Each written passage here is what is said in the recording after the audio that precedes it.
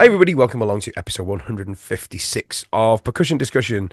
Please check out all of our social media. You can find us on Instagram, Facebook, of course, our world famous YouTube channel, with all conversations past and present with the video to accompany. Please subscribe, it only takes a second, and this way you won't miss any of the fabulous content that we have coming your way. If you'd rather listen on the go, then this is no problem. All of our conversations are available in podcast form and they're free to download from your favorite podcast provider. If you could rate and review, please. Helps other like-minded drummers like us as much as you hopefully do. On to today's guest. This is quite a bizarre twist of fate, but the release date for this, in case you're watching in 10 years' time, is March the 1st. March the 1st is St. David's Day, course, patron saint of Wales. I live in North Wales. The drummer I am speaking to today is also originally from North Wales.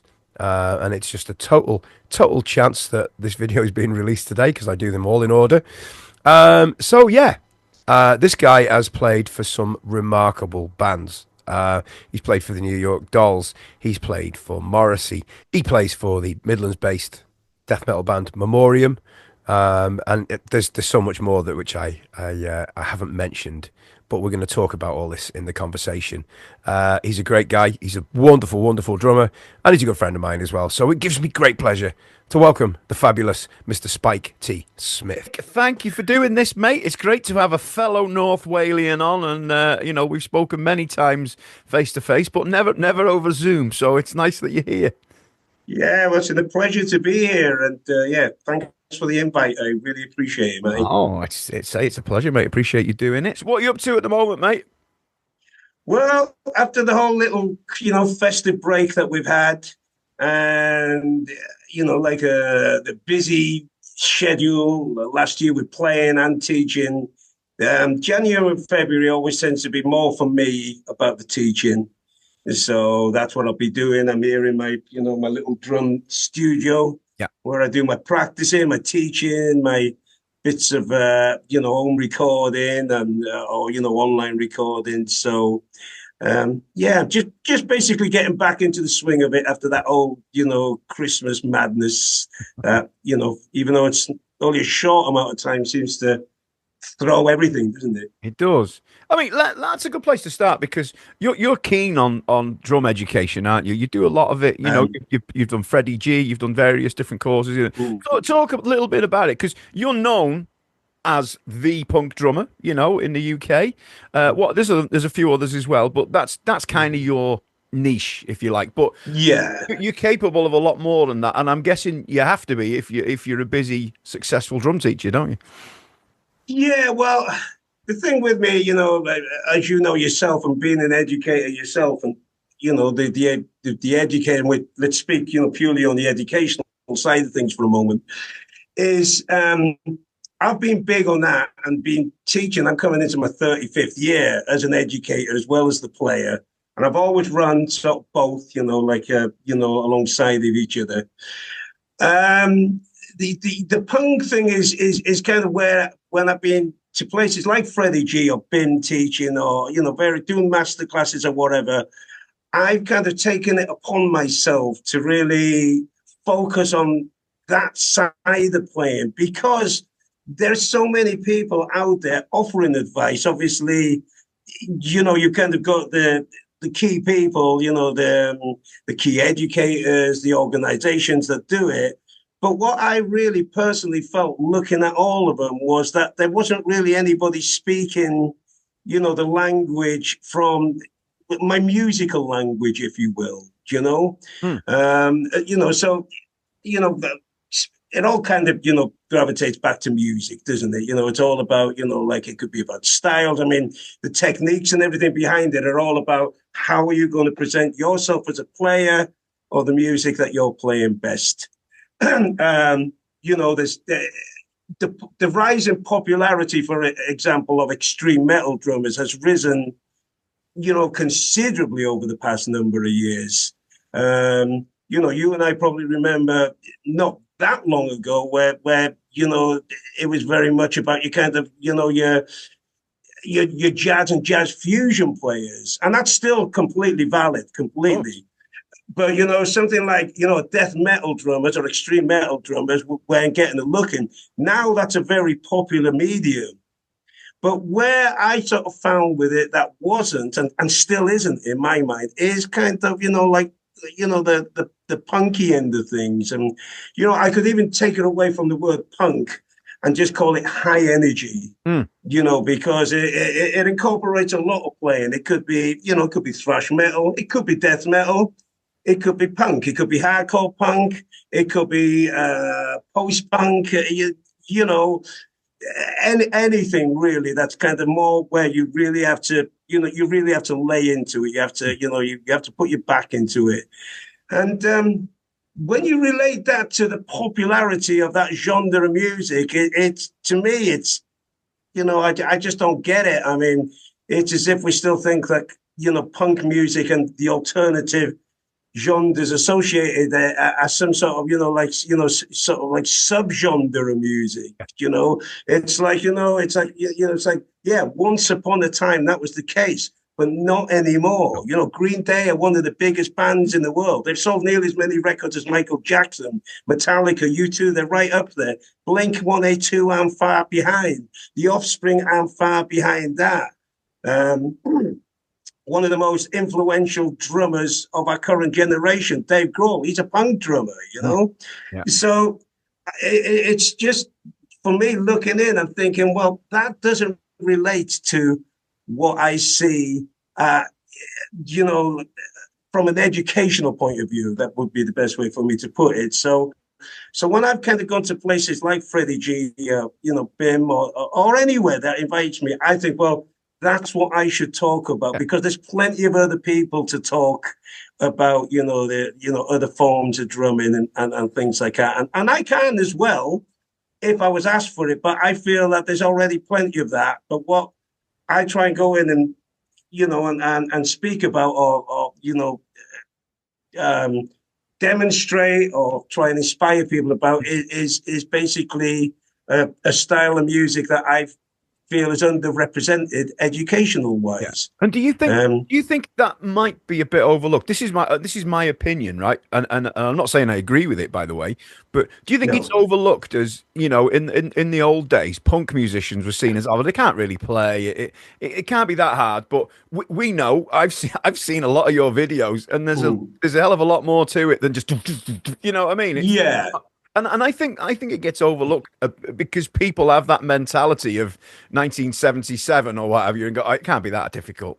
Which you're 100% right, because the proof's in the pudding. Because otherwise, it'd be considerably more respected on the educational side of things, on the educational front.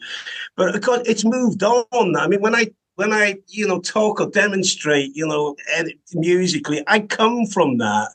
I say it. Yeah, I know. These people could play, but they were presenting themselves as a semi anti-music thing at the time, because they were kicking against what was about at the time.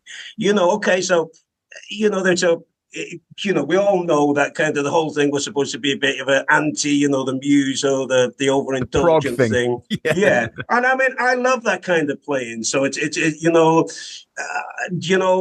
punk for me, it was a way of getting in without having to feel you had to have that ability, so that's what I love about it.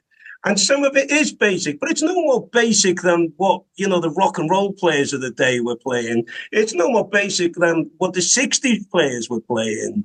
And of course, like both of those forms of music, it developed very, very quickly, so, okay. So, if somebody like that would turn to me and say, well, yeah, but, they couldn't really play, they just, bish bash bosh or whatever. It's like, I'd say, like, well, top of Headen, there's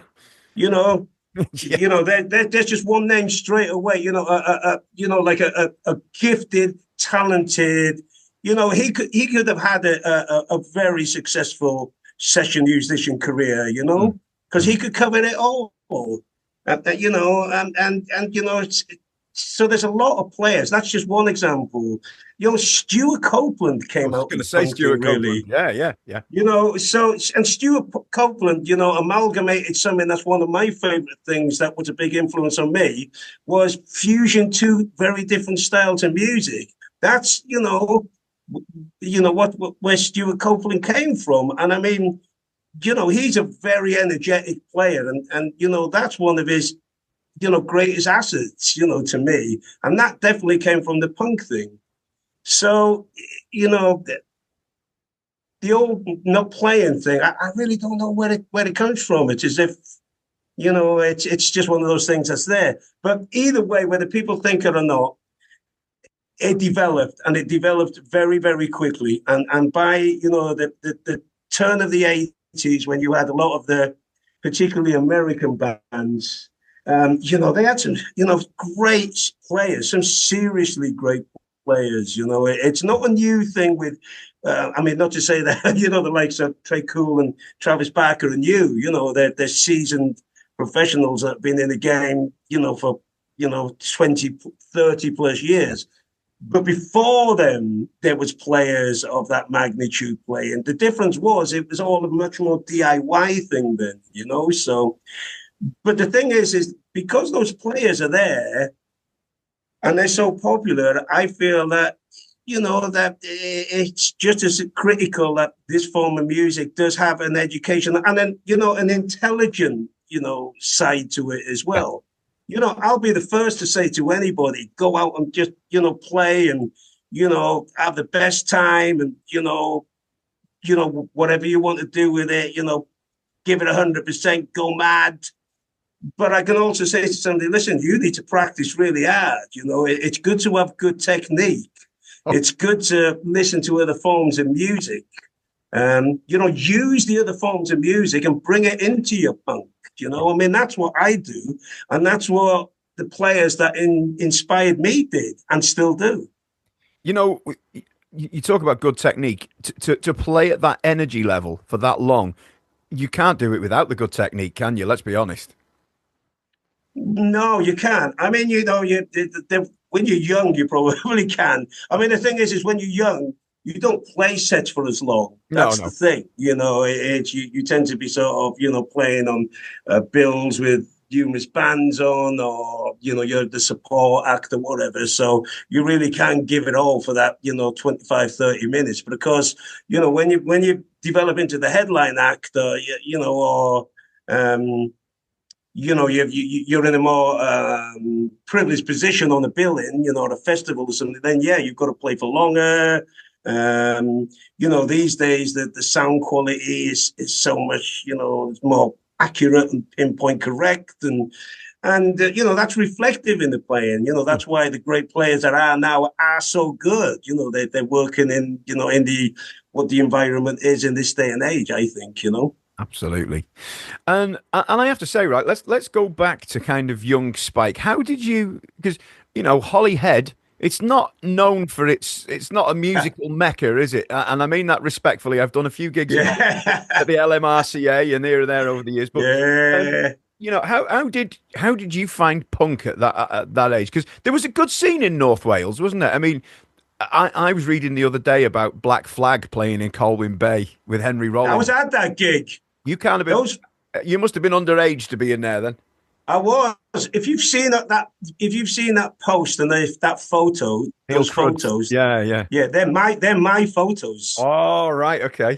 It's me. Look at it again. It's me in the photo with Henry Rollins. Wow. There we go. So you were there. Oh, wow. So yeah, I was at that gig, and that was yeah. I mean, going back, oh God, we could have a whole podcast, conversation on that gig. Many have. But I've heard Ian Mackay and Henry Rollins talk about it. I don't know if you know Ian Mackay from Fugazi, but he was with them. And just, you know, because he was friends with Henry. Anyway, you know, they've done like a whole sort of podcast on that little tour and stuff. But yeah, it was amazing to be there. But yeah, going back to it, I mean, the Railway Club, that is, I fondly know and remember it.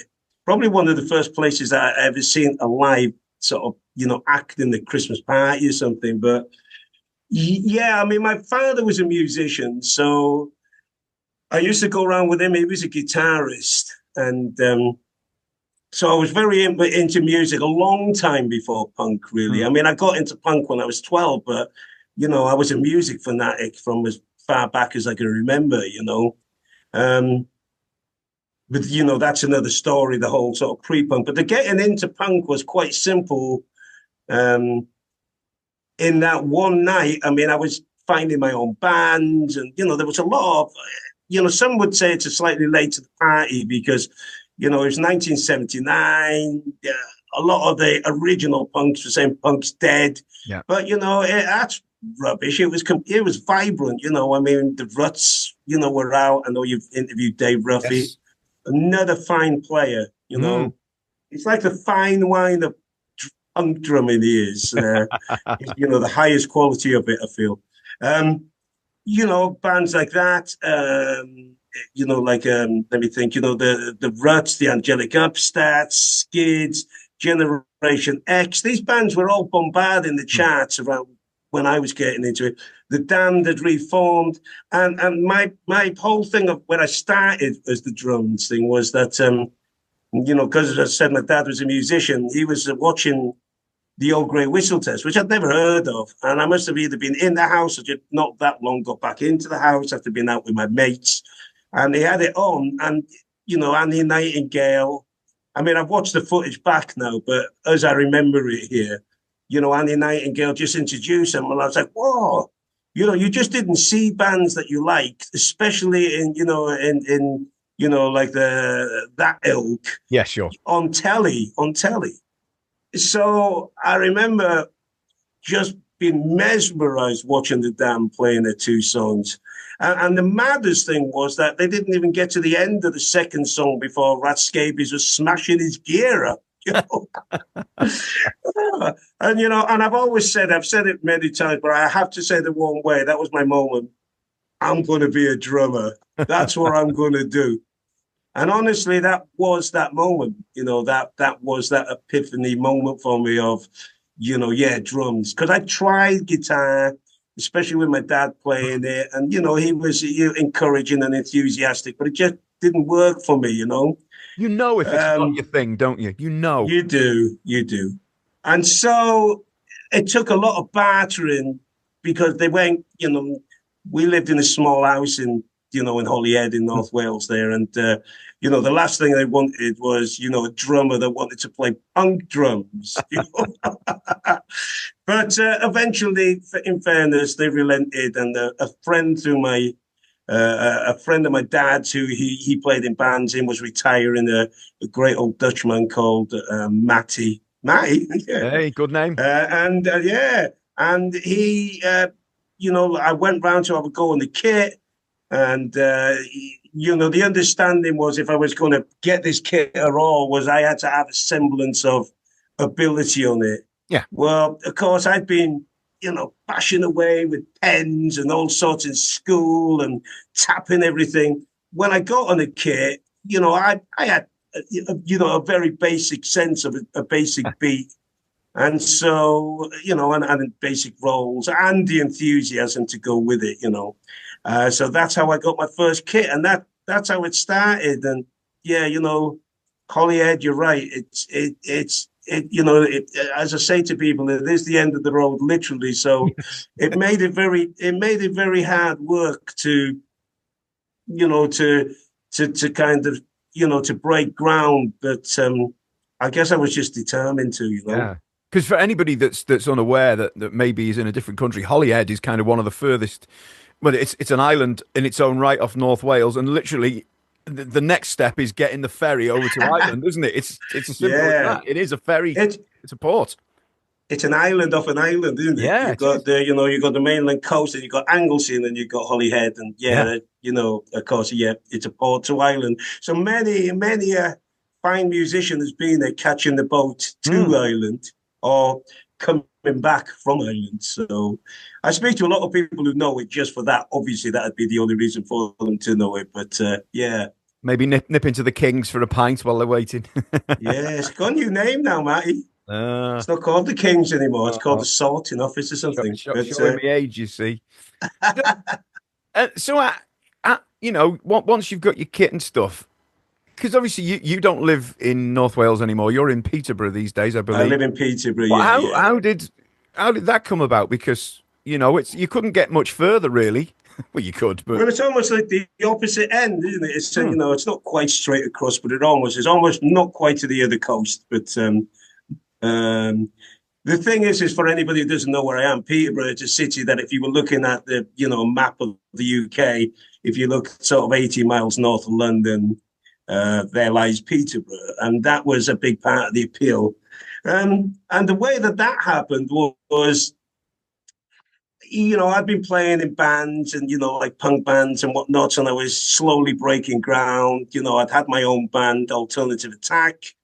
That had kind of got the whole thing hmm, going. That eventually split up. Um, and then I joined a band called English Dogs. And although they're originally from Grantham, by the time I joined them, their like their nerve center was Peterborough. right. So I used to come to Peterborough to rehearse with them. Of course, I started making friends with people here. There was a good little scene here at the time. There was a very good little, like gig going community, Hmm, which is very important, in any place. That's what sure. creates scenes. And so I ended up then finishing with English Dogs and joining the band called Sacrilege that were Birmingham based. And they had a deal. They had a good deal for the time. Is that because at that time as well, you got to bear in mind that alternative bands you didn't get main sort of like main major record label deals. They didn't exist. There was a period from the late 70s until somewhere sort of in the latter 80s that if you played anything alternative you weren't really going to get touched with a badge book. Yeah. It's all about commercial, And wasn't it? It had to be it commercial. was all about commercial and even the likes of Metallica and that, at the time went on it. And so with Sacrilege, we were on the same label as Metallica. I mean, they were on what was called Music for Nations, and Hmm, we were on a subsidiary, which was called Under One Flag, but it was essentially the same label. And so I was still trying to function from North Wales doing that. So I was doing a lot of traveling. hmm.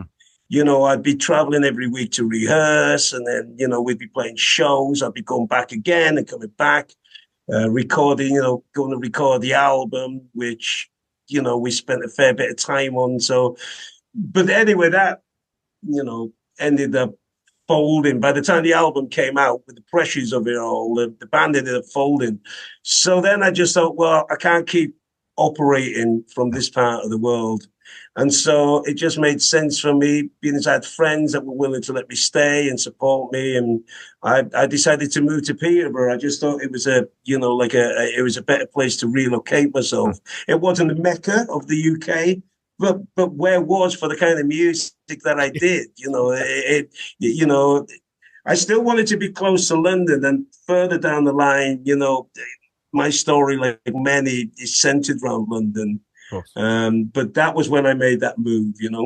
So I have to ask, right? And this isn't music related, but where's home for you? Where do you is home North Wales or is home Peterborough? I know you're home Peterborough.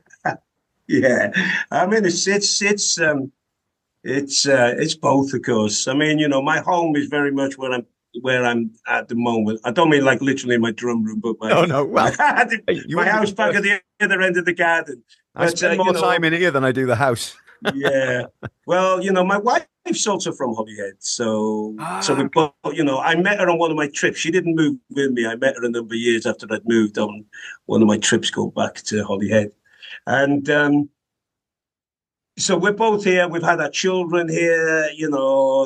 They're schooled. They've flown the nest, but they still consider here home, yeah, of course. despite where they are. So yeah, when I'm here, it's home. When I go back to Holyhead, it's home. That's Of good. course, whenever I go back, people are like, they're like,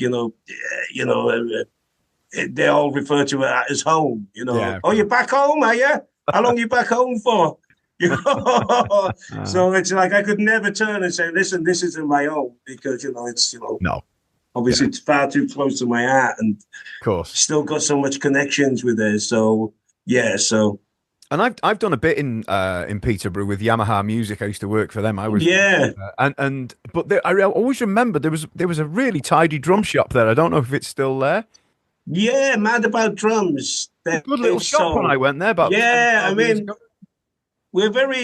He's had to relocate now, unfortunately, because that kind of where he was, which was a great spot, I think was just too many wanted it, Yeah. and then now it's a hairdresser's or something, and he's somewhere else. But I've got, total respect for Dave, because we're one of the few places in the country that has an actual drum shop that, if you're suddenly thinking like, oh God, I need a head quickly, or, my spring's gone on my bass drum pedal, like a proper drum shop, not a conglomerate that, you say that, that you push your bass drum, your pedal spring, and they want to sell you New the pedal. most expensive pedal. Yeah. So yeah, well, we're lucky for that. So thankfully, Dave Soul's still there.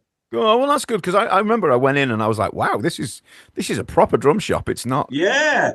At that time, it was amazing. It was very sad when he had to relocate, because that shop was like like a it's just to say, what did they say, it's a Prime real estate. yeah, basically that's what it turned into. But when you have a shop like that, or when you lose a shop like that, you realize that I don't want to say the word passing trade, but youngsters like we were, where you look and say, wow, a real set of drums in the window, that can be the start for a lot of That's people. magical. It's magical, that. We had in North Wales here, there was a shop called Hammer Sound. It's where I got my first from, and I used to walk past and I'd be, oh, look at that, it could be any old piece of shit in the window, and you'd be like, whoa. Yeah. I remember there was a shop in Bangor, it didn't have the greatest gear, but some of it was so impactful. I remember some of it now, seeing this Premier kit, stacked up in the corner, and me just like, whoa, amazing, just drums, Yeah. like looking at those pedals behind you there, Yeah, you wouldn't want to use too many of them, Spike. No, but just to see them, I know it's enough. It's it's one of my geeky little things, collecting old pedals. Yeah, good. I think they've done their work. Those I wouldn't use them. Yeah, they deserve to be on show. Well, they do. It's a nice little sort of focal point. So obviously, you've played with some phenomenal acts over the years. Morrissey, for example, New York Dolls.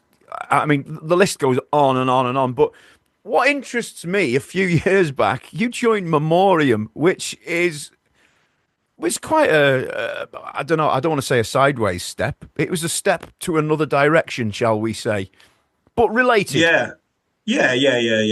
How did you find that transition, getting into that stuff?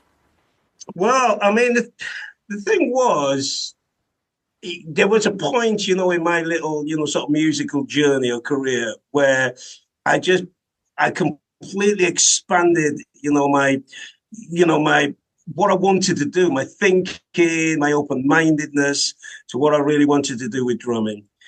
It started with me, starting to play. I wanted to play reggae because, punk had that amalgamation. Oh, yeah. But when I heard a band called Bad Brains, which I don't know if you know them, they're legendary now. But, I do. At that time, they were very niche. It was essentially what appeared to us over here as, and was, for black men, Rastafarian in their beliefs, playing the most ferocious hardcore punk, better than anybody. Earl Hudson, the drummer, yet another, such a phenomenal player. But they played the most beautiful reggae. And although I'd heard, like the Clash and the Ruts were very good at doing it as well, and the Police and Elvis Costello, and everybody seemed to dabble it a bit if you had some kind of punk connection. But Bad Brains, to me, really where they were deep. They seemed to be, they were on Authentic another almost. level. Yeah. Yeah, authentic is, it's a good word. And so that opened up, I started wanting to play reggae. So I joined the reggae band in North Wales, the first and possibly only reggae band that I know of, called the Regulators, from Holyhead. But at that time, there used to be a lot of great gigs here. And in fact, there's a poster here from Bangor. But anyway, that once I did that, the floodgates were open. Suddenly I was listening to Billy Cobham. I was listening to all sorts of jazz funk. I was listening to big band jazz. I was, I couldn't get enough of it. After my first initial number of years of just being quite tunneled in my playing and thinking, it really opened up, and that continued. But coming back to the death metal thing, it was just basically, it was that challenge. It was just when I got contacted and approached, I was offered to basically do an album for Memoriam because their drummer had a sustained shoulder injury or something, and the studio they were going into with the producer Russell, he's very much in demand, and you've got your time booked, and it's not something you can put back a month or something. It would put the whole schedule back, a long time. So they had to do the album. So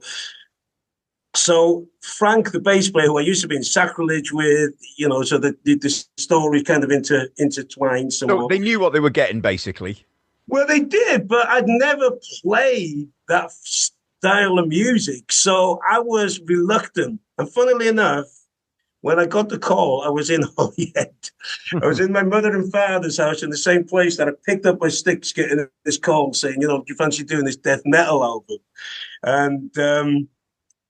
And so I was reluctant. I was very, very reluctant. But Frank, he's quite an insistent guy. And he says, listen, let me send you some stuff. And at first I was like, I don't really even like this kind of music, really. I mean, what I mean is I don't like it. I don't listen to it. So, sure. It's not something I would listen to. So, but I was wrong to think that. And I like sometimes, when you are proven wrong, it's a great thing. It keeps you open-minded, isn't it? But when he sent me the demos, there was no vocals on it. But, these demos, they were so impressive. And I just thought, God, this music is great. God, what am I missing out on here? This is, if I was going to put in the most simplest sense of how I had to relate to it quickly, I thought it's kind of like a heavier Slayer. Yeah. The stuff we do isn't full of sort of like mad blast beats and stuff. It's more old school. It's heavy, it's intense. There's loads of double bass drum in it, but it's creative, and musically, it's damn fine music. I defy anybody to tell me it's not if they listen to it with an open mind. And so the next thing I sort of said was, yeah, well, actually, when I spoke to him again, was, yeah, but the music's really good, but I don't know if I can do it, So, he sort of left it with me and said, well, have a listen to it a bit more or whatever. So what I did was I picked a song, because by then I had a bunch of the songs. I had pretty much the whole album was demoed. With drum machines and whatnot. And I picked a song and I thought, right, if I can do something with this song that kind of, is me speaking in this new language, if you will. I like that, yeah. Then I'll do it. So I had to work quickly because there wasn't a lot of time, and I had to sort of convince myself. So what I basically done was thought, what do I want it to be? And I thought, right, pick some drummers. So I thought, right, it's loads of double bass drumming, Dave Lombardo. There's my vibe for that. Good starter, yeah. And yeah, it was. And then I thought, okay, Neil Peart, I've always been a big fan. I want, I'm going to, configure a fairly big kit. I want it to be expansive. Yeah. With interesting fills, nice patterns. interesting parts to play and to listen to. And funnily enough, Nickel McBrain, he was there as well, because I've always thought he had a good kind of bounce to his playing. Oh, yeah. And I thought, so I thought, if I can, sort of do something with those three in my mind. And so that's what I did. So I worked on this song. I composed the drumming. I had a good indicator for certain things from the demos, but it wasn't complete by any means. I really put a lot of myself in it. And I recorded it, and I'd set up things like extra concert toms, stuff I hadn't used for years, big rolls. And I listened to it at the end, and I thought, yeah, you know what? This is going to work. Did you send it to the lab or not? No, I just said, I'm up for doing it. I'm in, I'll do it. And then the mad thing was, this was still around the COVID, when it was a bit, we're relaxing the rules, but they're not too relaxed, know. Yeah. So, pubs went open, for instance, but you could start meeting, in bigger spaces and things like that. So when I went to do the album, Matt, it was just me and the producer. Oh, God. None of the band were there. Oh, that's yeah. Yeah. So can you imagine what that was like? So the band haven't heard you play. Well, I haven't heard you play this genre. No, you haven't got together. Actually, no. We got together and had one little, get together. But the thing was, all the material was new, so none of them knew it to play it with me, and I didn't know any of their old songs to try and play something together. So it was kind of a bit of, well, look, I've got these ideas. We definitely tried to play something of the song the first one I did, because I kept using that first song as a little bit of a, it was my kind of, like in my, like my, I don't know, my steadfast place. I thought, I've done this one thing, and this is my one clear idea. And if this works, I can expand that to the others. But this one I'm clear on. So I played it, and they were just pleased that, I come up with something that was somewhat unique, I suppose, to what they might have been expecting, So once they give me that, they were like, yeah, well, you go into the studio and do the whole album. And so we did it. And it was really mad, because when I finished the album, I was taking the drum kit down. I remember thinking, my God, what if they don't like it? Well, I was going to say, they must have had great faith in the producer to say, to know what's right for that band. I know that's what they do, and that's their job, I know, but it's quite rare that you do it without a single band member, isn't it? And I know there was no alternative, I know, but... No, there wasn't. And it was for the whole thing. It wasn't even for like half the album. It was the whole lot, And but one funny thing that I remember when I was... Because I hadn't met the producer either, Russ Russell, who's a great guy. As I was coming in with the kit, he's seen, I had these concert toms. He goes, "Whoa, concert toms." He goes, and I go, "Yeah." I feel as if I want to channel a bit of my Neil Peart. And he goes, "Whoa, great." And I go, "Why, do you like it?" He goes, "Yeah, it's one of my favorites." Oh. So immediately I thought we had the bonding over that straight away, Yeah. And yeah, so I mean, I know it's a bit long-winded, but the reason that I ended up doing this, I enjoyed the process so much. It made me realize that, I hadn't had that artistic, creative side come out of me for a long time. When I thought about it, really, although I'd done a lot of recording, I'd predominantly been a live player for a decade. It's like all my work was playing live. And as I said, I did do a lot of recording, but not where I was given that kind of artistic, you're the drummer. Blank canvas, almost. Yeah, completely. And so when we had the listen, when all the drums were done, the guitarist came and put down the rhythm guitars. And then we had to listen as the four of us, well, five of us with Russ together. And I was thinking at some point, oh my God, I put a little drum solo in one of the songs. It really was kind of that, it was having a nice time. Yeah. And I was thinking, oh my God, what are they going to think when it comes up to this part?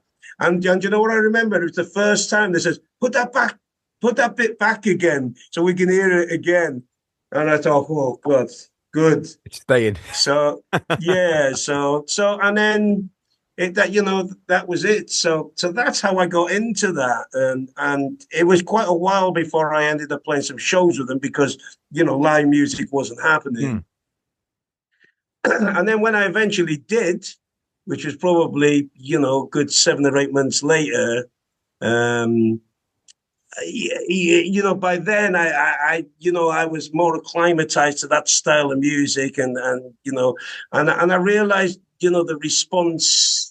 When you play in front of an audience that really are fans of a certain kind of music, and maybe beyond what you are as the fan, you're the player. You can still be a fan, but for instance, I had the same thing with Morrissey. Obviously I was aware of him. I knew the Smiths. I liked some stuff. I wasn't what you call a big fan, but I knew that they were very good at what they did. Yeah. But as soon as I played with Morrissey, and you get the effect of how much that audience loves that music, it's insanely impactful.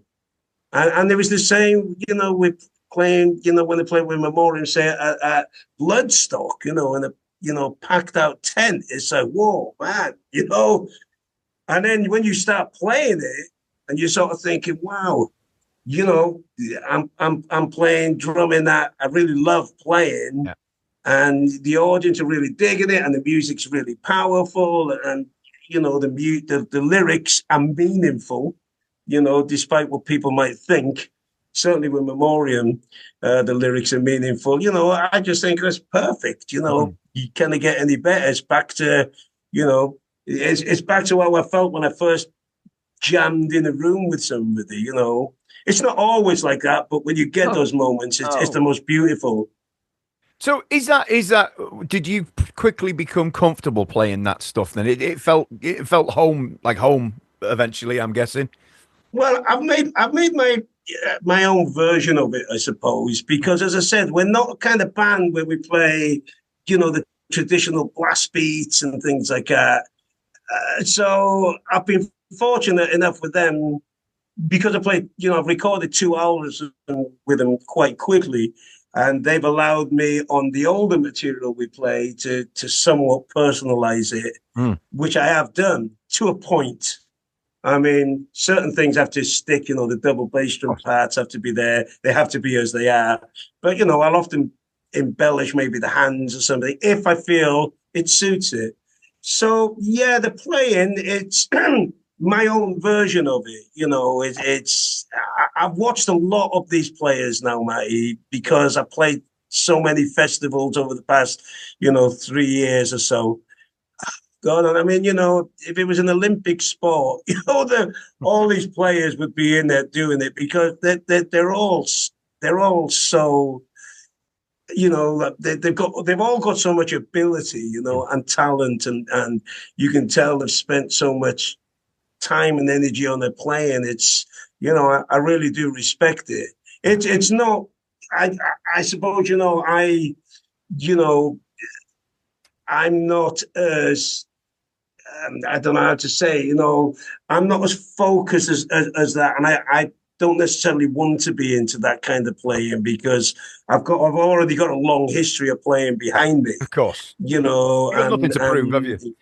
Well, I've got something to prove to myself, yes, I want it to be as good as it can possibly be. But, when I watch sort of somebody maybe playing where they're playing insanely fast doubles, on their feet, and I mean super fast, I'm thinking, do I want to learn that? No, but I still have to work hard to maintain the playing that I do, in the songs I play. So I'm very critical of trying to do as best a job as I can, but in my own way. But if it kind of comes to something like that at my stage of playing, I'm like, well, do I want to sort of develop my double bass drum into that? It's like, no, I prefer to sort of sit down and work on my jazz playing, you know, because I love jazz playing.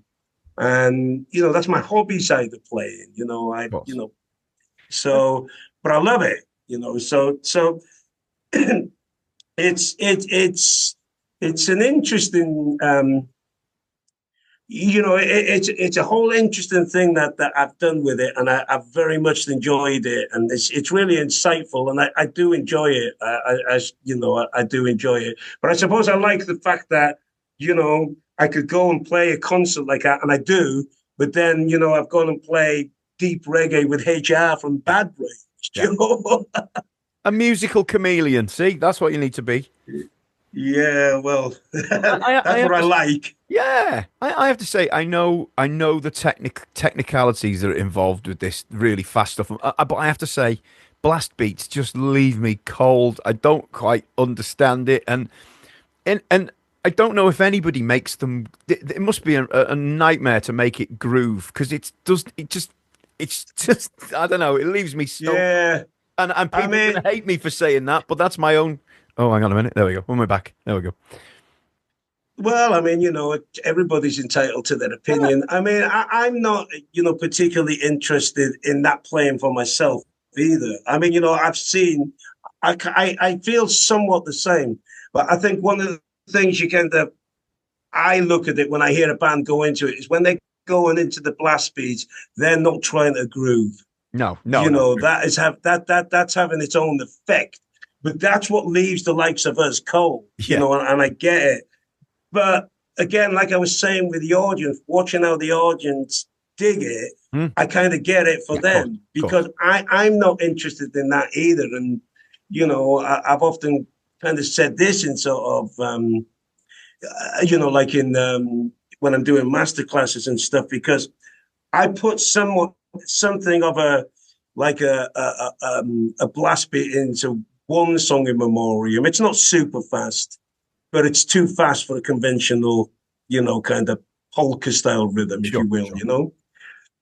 But I was just thinking, what can I do with it? So I ended up, you know, like, although I'm playing the sort of, you know, like the sort of blast beat, if you will, between the bass drum and snare, the right hand's playing, you know, a shuffle on the right. Okay, yeah. You know, so that's where I've tried to sort of bring something on myself. Yeah. You know? So now I call it that the shuffle blast. But I remember, but when we were recording it, of course, I was saying when we were, you know, like at the mix, oh, you know, the right cymbal's got to go up. It's too quiet, you know. And I always remember Russ saying, because, well, I know why you want it louder, because you want it heard, but he goes, the trouble is it just sounds too jolly.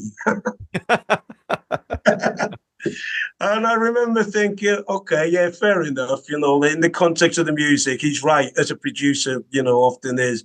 So it's just sitting there. But so, and the thing is, you know, just to sort of summarize with that, when I put that shuffle in, it does give it a bit of a groove, you know? Yeah. Jolly death. Nobody wants jolly death metal, do they? No. From a punk drummer. But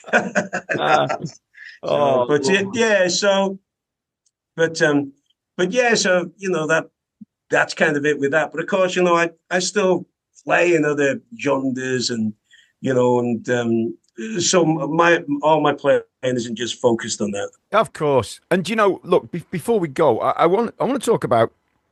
Oh, am I still there, Spike? Yeah. Good. I think it's my in-ear monitors going off. There we go. We're back on again. Before we go, I want to talk about you do a lot with Sham 69, and I know you swapped gigs and filled in for the late great Robin Guy, who sadly passed away last September. You were good pals, I know. Yeah. And just talk a little bit about Robin, because we need to keep his name alive, because, you know, he played in a similar genre to you. Great character, colourful, just a wonderful fella, and you know. Just talk to us about your experience. Well, I mean, Robin. I first met Robin in 1997 We were both playing in, our respective London bands, and he was playing in Rachel Stamp, and I was playing in a band called Jolt, and we were somewhat similar in that we could be put on the same billing, and both bands were popular in London. And that's when I first met Robin. I think then he had his pink drum kit, maybe a pink Tama kit. And of course, yeah, over the years, we stayed friends. And I remember when he was playing for Bruce Dickinson and things like that. And then, of course, eventually, he sort of came into, I mean, he came into the punk scene through playing with the Business. And then he ended up playing with Sham for many years. And, we'd always see each other at shows periodically, not all overly often.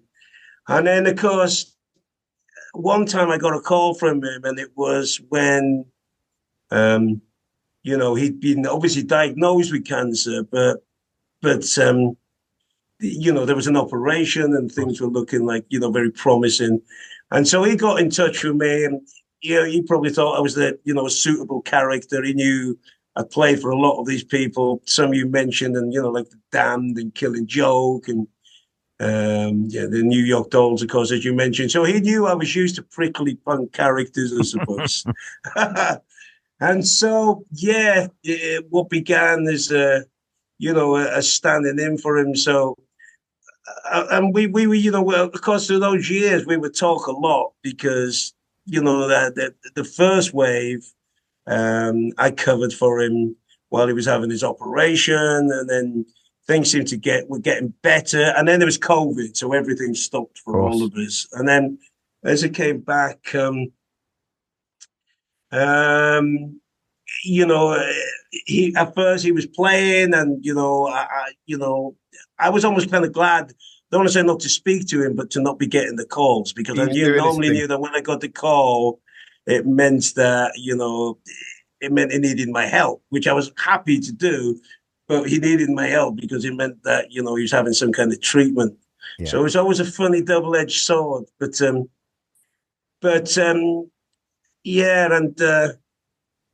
during those times afterwards, we talked very deeply. I mean, I remember having a deep conversation with him very shortly after the interview you did, and that was emotional. It was emotional for him to do. I know it was emotional for me to watch, and I'm sure it's emotional for you to conduct. So yeah, it was a very larger than life, beautiful, deep character, deeper than often gets portrayed. Very committed to what he did. Great player, great personality, and when I heard that he passed, it was heartbreaking, really. Yeah, it's a tough one to swallow, that, wasn't it? Yeah, but nice. And we all miss him. We were both at the UK drum show last year, and it was nice to see his face on the screens. And Dino from Protection Racket had done a lovely little sort of memorial display, and there was a condolence book, and it was nice to see that, that. Yeah, I agree. Got the respect that he'd earned for all these years of. Yeah. I mean, it was that was beautiful to see. And I mean, I would have liked to have been at, the show, the memorial show, but, ironically or sadly, I was already booked to play, but that looked as if it was, like a nice little musical send-off. He'd have loved that, wouldn't he? He would have. Right, I guess he would have liked to have been playing. Yes. But I suppose he would have been, should I say rather, he would have been looking down at who was playing. Yes. Thinking that he, he should be there. But he was there in spirit, and that's the key, isn't it? But I didn't want to let the interview go by without mentioning, because I know you've done so much over the years, and it's but there you go. These things sadly happen, and it was just you're right. I mean, just one thing I would like to say, it was a funny one because, being that young kiddie punk, playing for any of those bands is amazing. And I'd be fortunate to play, as I said, I started playing drums because of Rat Scabies, and then 20 years later, I'm playing for them, It's just mad. And there's the poster there. My first show. That's the one? That's it there, yeah. But um, whenever I got that call, it'd be like, oh no, it must mean, there's something wrong or you can't do it or whatever. And then, there'd be the kind of, but yeah, I'd play. It was a funny juxtaposition, really, and of course now, I am drumming for Sham 69 and, it does feel a beautiful thing, but I hope it's, I hope I'm doing it, in a fitting and respectful way to Robin. Of course. And as I always said to him, I always said, listen, I'm the stand-in. It's I'm okay, I may be playing it or maybe you're not well enough, but I know I'm the stand-in. Yeah. And that was kind of, probably one of the things that I would have been saying to him in even our last conversations. Yeah. So yeah, Well, hey, like Robin, you've had and have an amazing career, still ahead of you. God knows what genres you'll be doing next. You've done.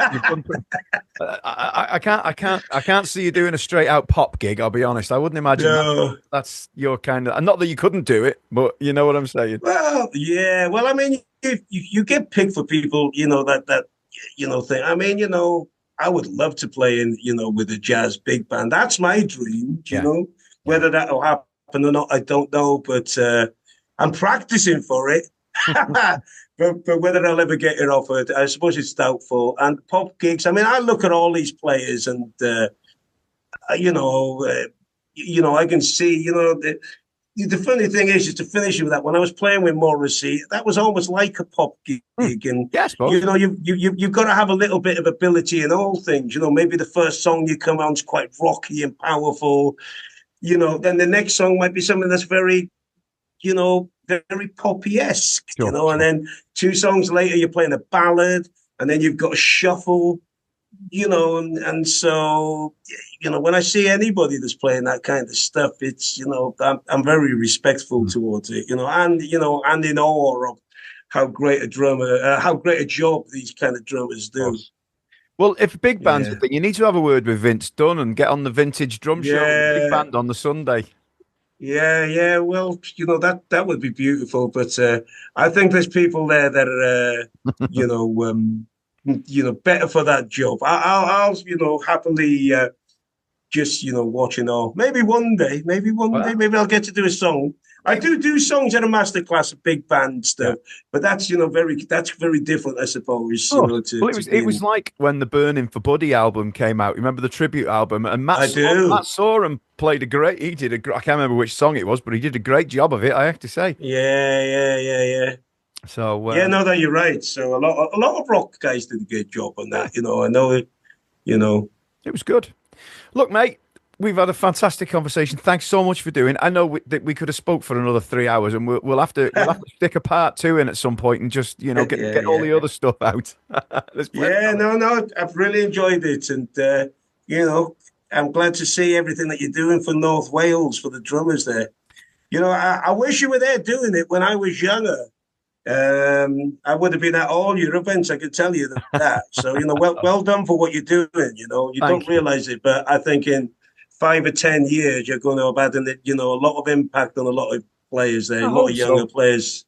And it all started because, we didn't get drum events in North Wales. We had to travel to Birmingham, Manchester, and Liverpool, London, whatever. And I was always moaning, and a friend of mine said, well, you put one on then. Just being classy. And I said, yeah, all right then. and that was that. So talk about make a rod for your own back. But the thing is that DIY, which, is very prevalent in the stuff that I have been doing and punk and that generally, but, it's in all walks of life. Of course. You do that and look what you've done. It's like, I mean, you just mentioned a bunch of other places there that don't generally have clinics on while you are. Yeah. So, there's something going on in Flint, but I haven't seen so much of that happening you know, in some of the other big cities, you know. So you know what you're doing is a great thing. So I appreciate well that, mate. done, mate. Thank you, mate. Well, look, I hopefully, well, I know we'll catch up this year somewhere. We always do. Hopefully at a show, that would be good. Yeah. And yeah, so thanks, mate. Well, have a great 2025, and thanks again for doing this. Cheers, Spike. Cheers, Matty. Take care, mate.